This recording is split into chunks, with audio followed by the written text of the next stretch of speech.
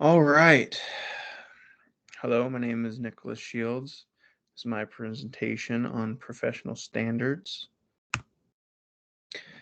So what I'm going to start off is kind of explaining InTask. It's the Interstate Teacher Assessment and Support Consortium.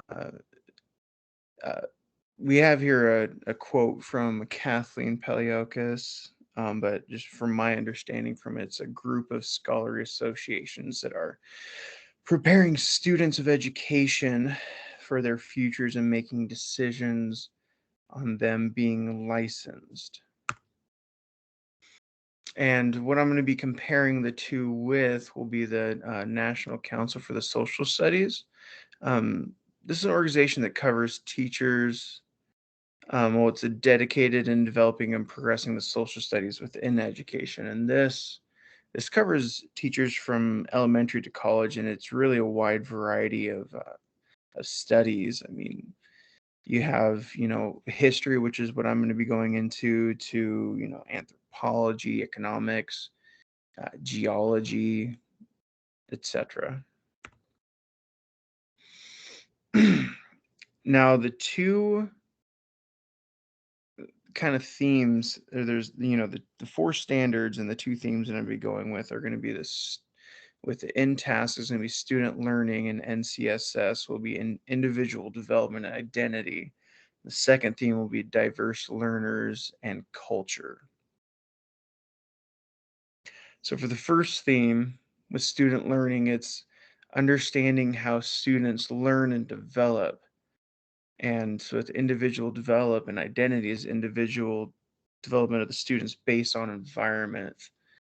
And how we do that with the student learning is, using proper techniques to reach each form of student. And with individual development, it's going to be um, the said development of the individual and creating individual identity that needs proper fostering.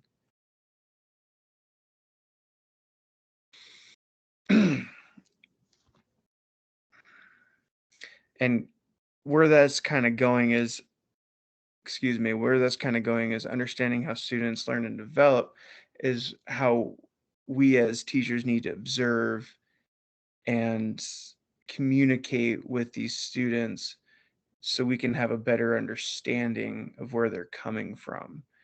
And this is how we find the proper techniques to use to reach each student.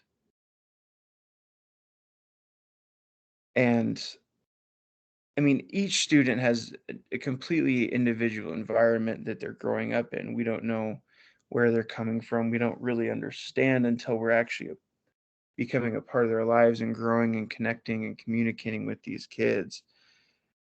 And we'll be using those to properly connect and give the knowledge and the education that they're going to need.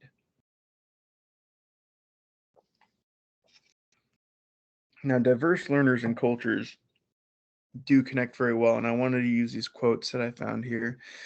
The first one's from Ken Henson, and this one is that the teacher understands how students differ in their approaches to learning and creates instructional opportunities that are adapted to learners from diverse cultural backgrounds and learners with exceptionalities. Now, that'll get into culture as well, and I'll explain it, but it just kind of how, I mean, that's feels pretty straightforward. Um, all these students, and for especially for where I'm from, have very different cultures. I mean, um, I'm a Caucasian male who grew up in a very Hispanic culture around agriculture a lot, and a lot of these students come from a very diverse culture, from my understanding and stuff. But my whole education um, had to really, or my whole uh, that my K through 12 had to really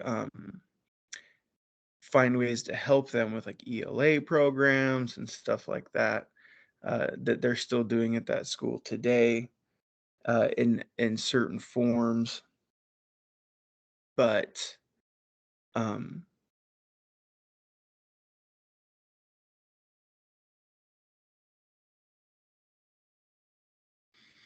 yeah, that is just, how we have to understand our diversity of who we're trying to teach. And um, so with the culture, the other quote that I found was, through experience, offers observation, reflection, students will identify with elements of the culture as well as similarities and differences among cultural groups across time and place. And that's kind of what I was talking about before there, is that, you know, these kids grow up observing, everything that's around them. And that's how they start to identify. And that's something that we need to notice and to appreciate and to be involved with when we're looking at the culture of these diverse learners. So the first theme is more so based on understanding your student and each of their individual development in their environments, and using this knowledge to give the best education possible as their teacher. And like I said before, and both of these themes are kind of really strong uh, in their environments, and in, like, well, obviously the learning of the student, but um, we have to we have to actually get to know our students. It's not how it kind of was before, especially how it was when I was growing up. Whereas, you're just a body in a desk. Now we have to be involved, be proactive, remember the kids' names, know their parents, and really get to know them so we can actually reach out to these kids and help them learn. The second theme, this theme similarities, the theme similarity is more so that students' cultures can be unique to one another, and even so to yours. And with the diverse cultures and developments that we could encounter, we as educators need to be able to understand and properly develop curriculums to involve and reach all these diverse students. Um, Bringing back up the, where I grew up and stuff, if, it's very different in the culture where I was around, where we needed teachers who specified in helping these students who came up with their families, who were here to work, work the agricultural environment and industry here in central Washington. And a lot of these kids came here very young with parents who never even spoke English. So therefore, they really didn't have much of an English language. They couldn't read very well.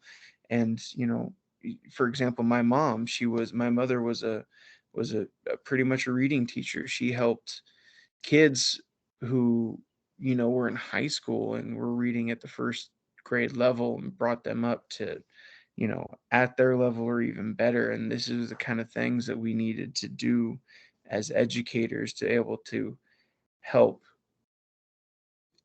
pick out these individual things. And that's something that you wouldn't have had to really have seen, I'd say in, like, I don't know, South Dakota or somewhere like that. I'm not too familiar with those areas, but they would have to probably find something else to help with their individual cultures that may be needed there. Now, collaborating with these themes with colleagues and stuff is very important. This is one, we learn off of each other and we grow with each other. It's, we're a team. We're trying to do what's best for these kids, and working with colleagues to develop the best approaches to student learning and individual development. It's very important. And I mean, it's going to be kind of similar, but I mean, we have conferences for all of this kind of stuff. We will travel and learn and teach and learn ourselves from other, people that are educating us, so we can help these kids better. And just even just meeting with the staff, not even like formal meetings, but really communicating and talking with each other and trying to see what each other does to help grow uh, as a team. And something else that's just strong is trying to understand the students' development with the parents, talking with the parents. That's what's great with the, parent conferences and meetings and everything. You get to know, you get to tell them what's going on at school, but you also get to learn what's going on at home.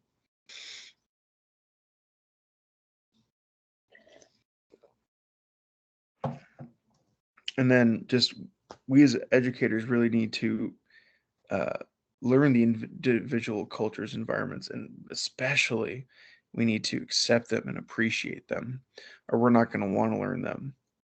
Uh, Again, parents are a great way to be involved with this. Not maybe not so much as like learning on their developments at home with the student, but you know, helping you to appreciate and understand where they're coming from, what the environment they live in, um, whether it be positive or negative, and that allowing us to see where we have to reach out and communicating with our colleagues, even of just about the individual students and what they see and what they think, what they know, will help us understand and appreciate more.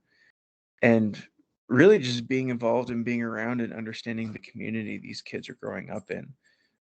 It's all very different, even in the county that I'm from. You see a wide differences all around.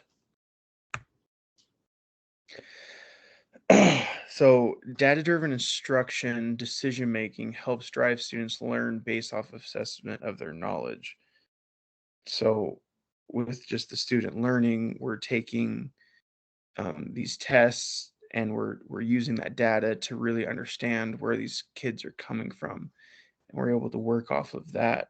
And with data-driven instructional decision making, also helps us understand individual development and allows us to find better paths that certain students may need to succeed. And this is just really looking at students individually, and that and then we can see maybe this student's having a hard time in this part, or multiple students, and we have to bring this up and work on that. um, but that more so in the student learning itself, um, this also helps us with the individual, so we can help not grade on a curve, but certain students may need a little bit more help here, and we can work with them on that more, and that kind of scenario. So our expectations of the profession, well, we choose teaching because we're passionate about it. We find a purpose in this, and we see why we want to do this. um, we want to give the best opportunity for these kids. We want to show them, I mean, especially me, I want to show these kids what they can actually do with their lives. I want to show them how much opportunity there actually is out there.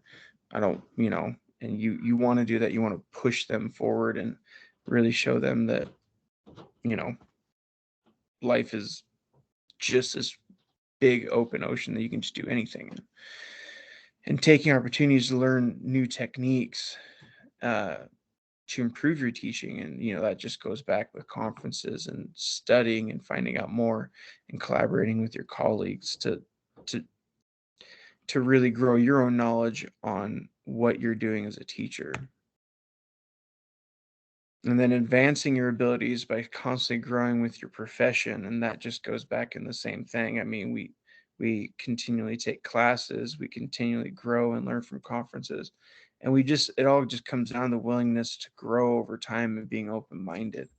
Because I can count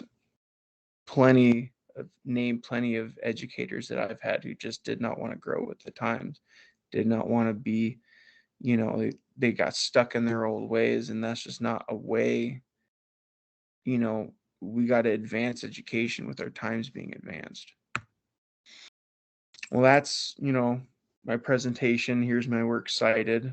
Um, Thank you very much for taking the time to watch and listen, and I hope you have a good rest of your day.